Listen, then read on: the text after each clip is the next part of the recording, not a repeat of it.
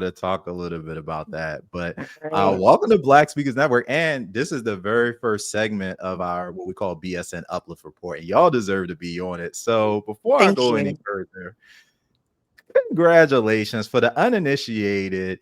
I got LaRhonda and Melissa here from Mob the Block. What the heck is Mob the Block? Please tell the people what y'all have been doing for the last 7 months. Oh, for the last 7 months, we have been mobbing Black businesses throughout the DMV.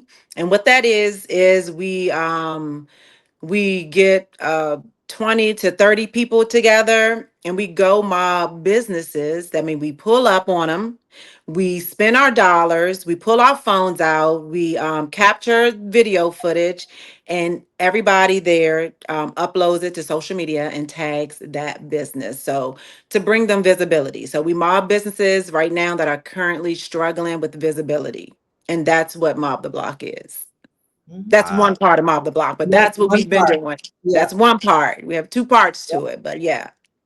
Hi, Melissa. LaRhonda, anything to add So as my it sister relates to just, the yeah, she just introduced the first part of Mob the Block. So the other part of Mob the Block is more of the education side, where we help people build their brands so that they can sustain the visibility. So we take them through the whole brand strategy so that they can definitely understand their brands a little bit better when they are trying to make that reach to their customers. I have so many questions for you. I'm gonna try my best to get Okay. this in 25 minutes, but I have All so many right. questions. All So, right. first of all, y'all have been doing this for 7 months, and you're here in the Baltimore area. You're not from the Baltimore area, No. so We tell us. are, yep. Yeah, tell We us where you're from. okay, we are from PG County, born and raised, and we still live in PG County. So yeah. Nice. And but you've been in, so what's your kind of service footprint area when you look at companies? First of all, there's a lot that I want to say just bragging about this. I'll get to it later. But for the Okay. folks that are just watching, I want to make sure we get all the high level details. So you go out to businesses, you find what you characterize as struggling businesses run by, is it Black specifically or people of color or just what's the intersection? It's specifically Black. Specifically Black, love it. So that's why Black Speakers Network, Yeah. unapologetically love it. Yeah. And so going out to Black struggling businesses, I know the news article that I saw featured a woman, I believe, in a Baltimore cafe, and she was basically had less than 30 days of Mhm. runway left. And y'all came in, and I believe I saw over 16,000 people didn't show up in person, but a bunch of y'all showed up, but you also had a way for folks to financially give as well. Is that right? That's Yes, correct. yes, we Mhm. yes, that is correct. We actually started a online fundraiser. It wasn't planned. We didn't know when when we were mobbing that that is what was going to happen, but we ended up doing that to raise 16,000 so she can keep her doors open. And right now we're at what 15,000 Yep. right now, so we have 1,000 to go. Yep. It's been 6 days. 6 days. That happens. That didn't even happen 7 days ago. You already raised $15,000 for this business, and she thought she Yes. was just done. She was ready to pack Yep. up. Right. Yep. She really Yes. was. Yeah. Hmm. Wow. So many questions there. Okay. What happened 7 months ago that made y'all get together? You look at your sister. I'm assuming y'all live in the same area, Yep, Yep. like we in do. PG County. Okay. Yeah. Who looked at who and said, "Hey, we about to start this"? She looked Um, at me and said, "We about to start this," but I'm gonna let her get into the story of how this whole thing came about because there is a story behind it. Hi, Melissa. yeah, yeah. So our story is so we started a family investment group and we have a studio in Fort Washington. We called Studio Heir, Heir, and we put our all into that studio. Our family, we put all our dollars in the studio, and when we finally got it fixed up, we were excited. And then when we opened, it was like, okay, where are the people? So no one knew that we were there, and we were struggling. And then my sister ended up losing her job, and about 4 months later, I ended up losing my job. And I looked at my sister and I said, you know what? I said, if we are struggling like this, how many other Black businesses are out there struggling in silence too? And so that is how Mob the Block was born, to really keep Black businesses' doors open, honestly, by bringing visibility. Wow. Yeah, I know when you go through struggles, sometimes that's the thing about entrepreneurship. You start with this vision, and then there's the famous Mike Tyson quote: "Everybody has a plan till they get punched in the face," right? Okay. And Right. then Yes. Mhm. Yes. the punch Seriously. happens, and you're like, "Now what?" Yep. I do think Exactly. I do think it's cool that you could go into a business or start. And Mile the Block, not is Mile the Block a, because you mentioned two lanes. So are you running as a nonprofit, an LLC? Do you have, is it both and they run separately? How is it set up? It's a We're nonprofit. nonprofit. Nice. So starting a nonprofit with a family member, I think is so incredible, right? And to be able to, oftentimes, at least in, families I come from, like sometimes you may be one or two. Some people may have businesses, but oftentimes you're going it alone. So I think it's so amazing that you were able to say, hey, not only am I going to do something, but I have somebody that literally has known me my whole life that I Right. could, start working with. So once y'all started, what was the first business? Like, how did it come about where you said, hey, we're going to set this up? Did you start like a Facebook group? Did you start your own community? Like, how did you come up with the idea that we are just going to pull up on businesses and do good?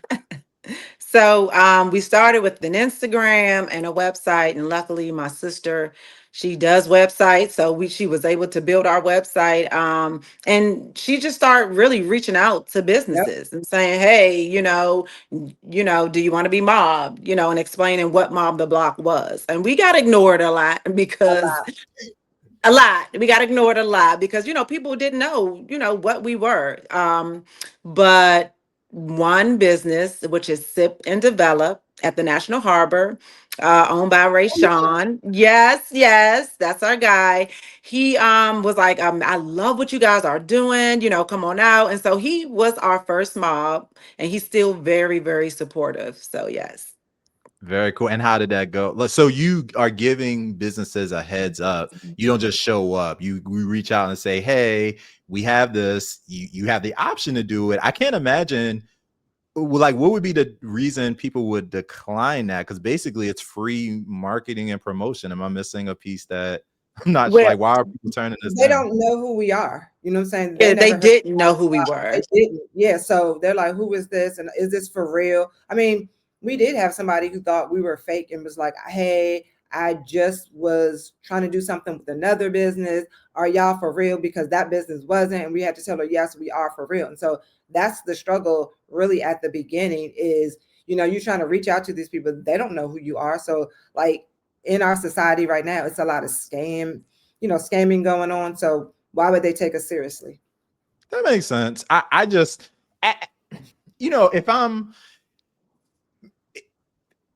I'm not 30 days away from closing, I might be more stringent about entertaining some of those things. But at the same time, I do get it. We are in a very much AI, even from a voice cloning perspective, Right. that can be done, Absolutely. video can be done. But so hopefully I keep touching this microphone. Hopefully this will help with that and letting them know across Black Speakers Network, if you get offered to have your block, aka business, mobbed, Yep. you should probably accept that because you had some really, really great outcomes. We heard about the 15K, the first businesses, and y'all have you done 7 months? How many businesses have you done so far? Or how many I think businesses have been mobbed? yeah, Right. probably about 10 that we've done. And the last two have been surprise mobs.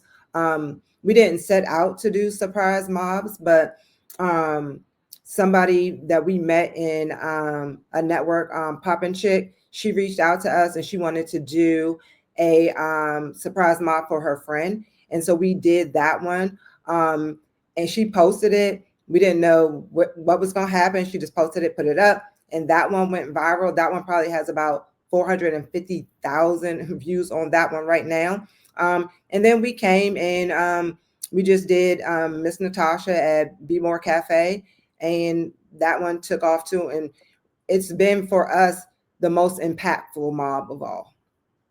Wow. So talk to us a little bit about how do you look at a business? So how do you decide who's struggling? And is it just their I mean, one of the beautiful things now when you see these communities coming together, because we just ended like a government furlough, which, of course, disproportionately impacted people in the DMV. You're in Prince George's County. So I know, many, particularly brick and mortar businesses that rely on full-time employees to be working at office buildings and stuff like that might take a hit. But Black businesses oftentimes get spotlighted, potentially Black History Month or Small Business Month, and then largely, can sometimes be forgotten about. What's your process of how do businesses get on your radar so you even know who to mob? Well, right now, they reach out to us.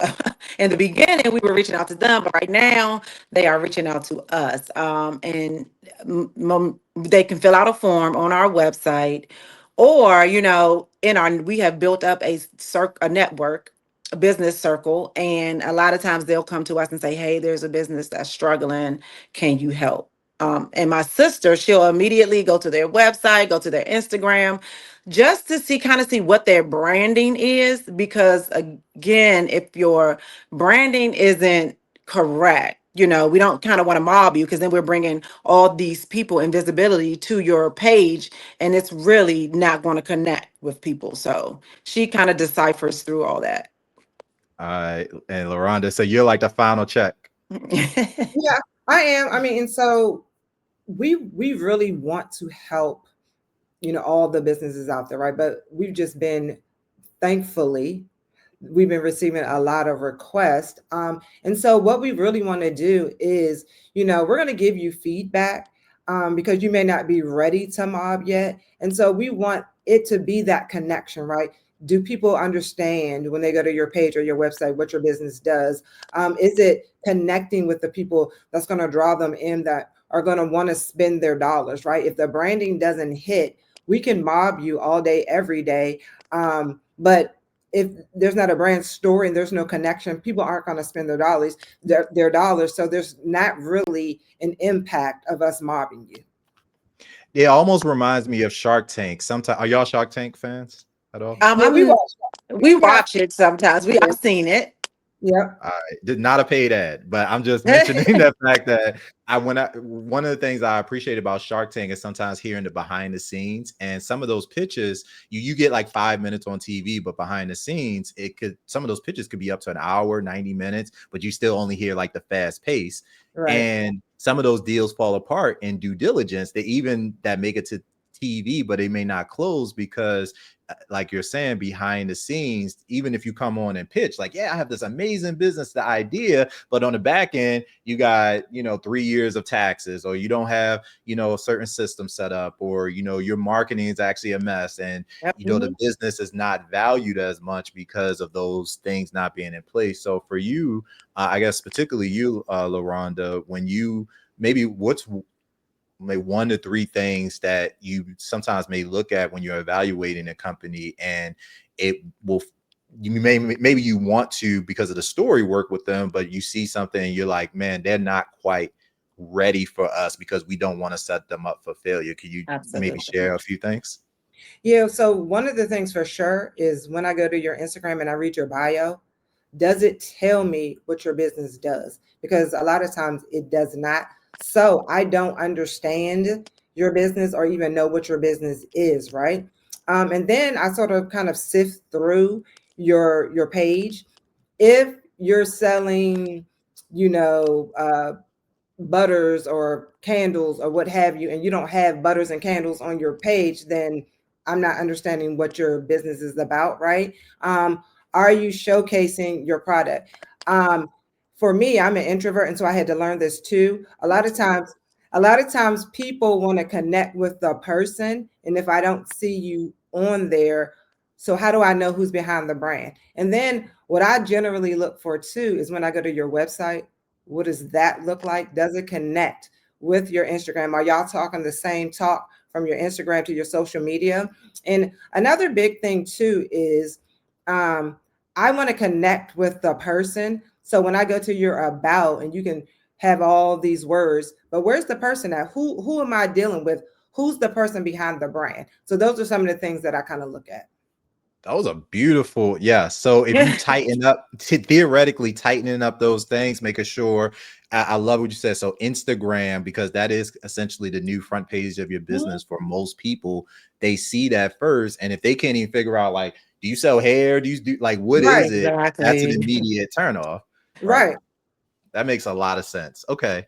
I love how y'all are setting this up, because I do agree that if you go, like, let's say a company is about to, go under, and you can have an infusion of cash or capital or even customers, but if it's not sustainable, then you did good. It might even make a great story on TV, but they still might close the next month or the following month. And so Right. talk to us a little bit more, Melissa. You talked initially about, like, once you do the mob, what happens next. So what does that typically look like for brands? And also, what are some of the key things that if maybe a brand doesn't have some of those pieces in place, what would you want to help make sure that they are set up for success moving forward with? Yeah, typically, once we do a mob after, we want to meet with the owner just to see how we can keep the momentum going, how she can capitalize off this momentum, and we can actually keep the momentum going. So we do offer a couple of strategies, just so that she can keep the visibility, that she has gained. And we also offer, like she said, we offer our branding session, because sometimes you need the branding session because you have to connect with your audience, right? Because you want to keep the visibility. When people come to your page, they need to know what you do, or, it's how you put your story out there. So those are the things that we offer. And again, we just want to make sure that the momentum keeps going. So we kind of give them some pointers of how to do that as well. I love it. Y'all are doing a great work. I just wanted to grab both of you real quick to be able to tell, because sometimes on the news you don't always get the long storm story and the long form story. Sorry. And I just think what you're doing is so amazing, so inspiring, and nobody told you to do it. You just saw a need, and you both. I mean, nobody plans to get laid off. Nobody plans to get furloughed. Nobody plans to get Exactly. fired.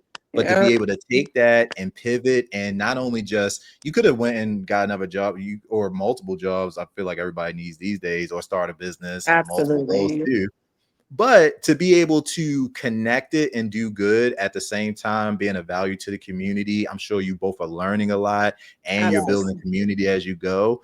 I, I, no notes for you. I just thought that it was incredible. And Black Speakers Network, we always are.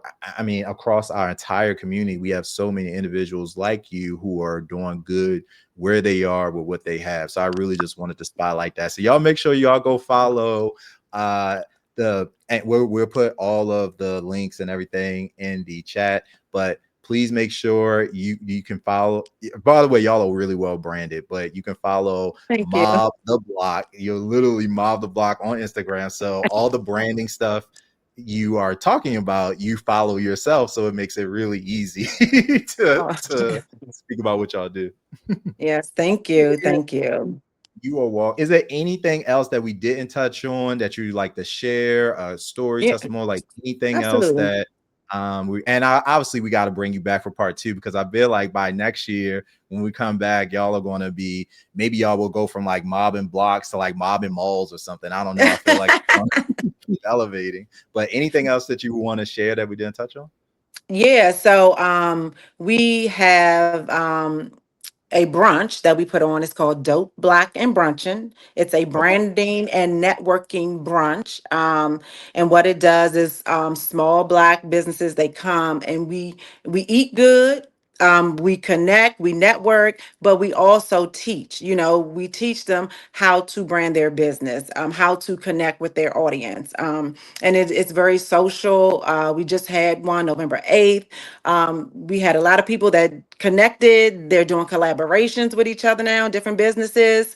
So we have another one coming up January 10th. And I just want to say, if you are not getting the visibility, or you're not getting your sales and you're not sure why, come to the brunch. Like I said, we don't gatekeep. We always want to help our Black businesses. That's what we are about. We want to see everybody win. So come to the brunch, and it's a great time, and you're also learning and networking and connecting as well. That is January 10th. What's the You can location? The location is actually our studio in Fort Washington, Studio Heir, Heir. If you go to our website, you can purchase your ticket there. And we also have a the brand shoot, right? Yep. So the Saturday. Yep. January 24th. And what that is we get about 20 different businesses. We come together, and we do a brand shoot. Eye imagery photography. She is amazing. She did our pictures. She did our pictures. And everybody pays $50. And you Nice. get brand photos, right? Because you need those for your social media. You need them for your Your website. website. So come and get professional pictures. That is very important in branding. And it's $50. Where you gonna find that at? Nowhere. Quality I'll put it right pictures. now. Nowhere. Nowhere, nowhere. And you could get two professional pictures for free, and then you can buy the extras for $20.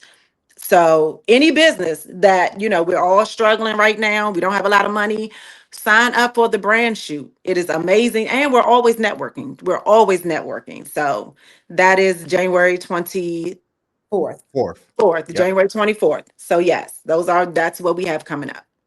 LaRhonda's like, I got them dates. Like, Oh listen, no, I I listen, I like call her all the time and be like I see. I'm like, man, yes. I love it. And that's what you need. You need both sides of Oh the yes. coin. She's always on point with them dates.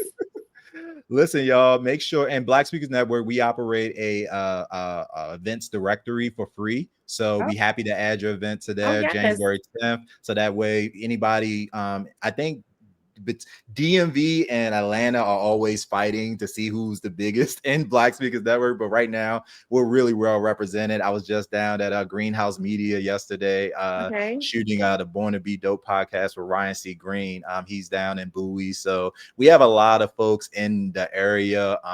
And I know that a lot of folks are going to be wanting to support you. My last question is, for folks who want to be mobbed, now that we know what mobbing is, we know that it's positive. Like, I don't know why you would decline one, but now that we know it's real, you're not AI. For folks right. that would like to request that their business be mobbed, what's the recommended process for that?